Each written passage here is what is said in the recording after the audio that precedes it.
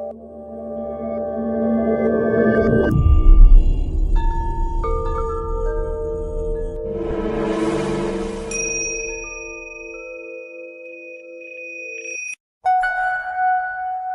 everyone, welcome back to another tutorial where today we are looking at how easy it is to place 3D objects in your game scene. To keep things simple, I already have a 3D model lined up, it's all set up and good to go, so basically I'll just run through the steps of how you get that 3D model to show up inside your game. So first thing you need to do is you need to create a decoration. Now I've got a wooden palette, so this is going to be palette lean. And I don't specifically want this one to be solid, but I do want it to be lit. Basically having solid checked when you go into the 3D menu and you create collision later, that just allows for the collision for that object. This one doesn't matter the way I'm going to have it set up if they walk through it, because you won't really notice it all that much. So just for good measure, I always import a sprite.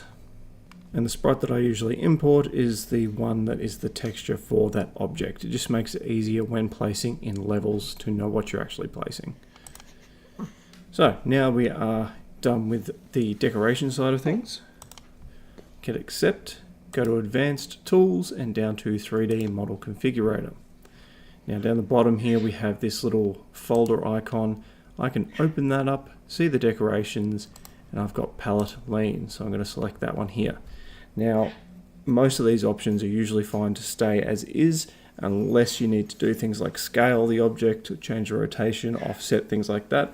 They're usually the sorts of things that I do inside the 3D editor before I bring it over.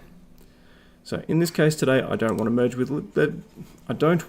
it with the level geometry, and I don't want to generate collision. I just want the 3D model to be in and visible.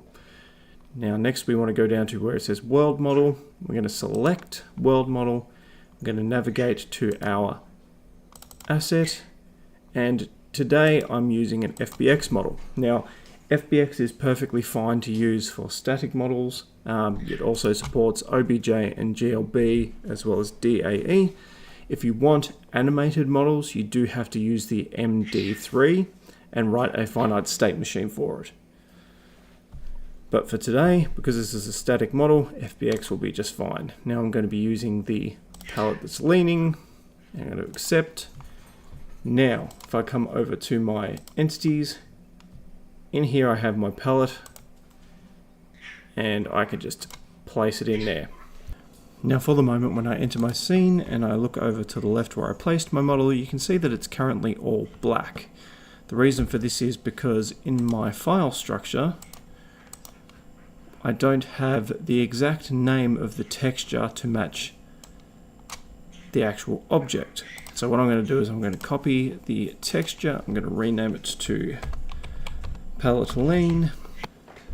So now when I copy it into my project folder, I'm just going to take it over to my models folder and paste it in here. And now that's going to match up with the actual model itself. So when I go back into it, you can see my model is now textured. The main thing to remember with texturing models is if you have the name of the model texture to be exactly the same as the actual object, it will automatically bring that over. That is the very basic fundamentals of bringing a 3D object into your game. Thanks for watching, we'll see you in the next video.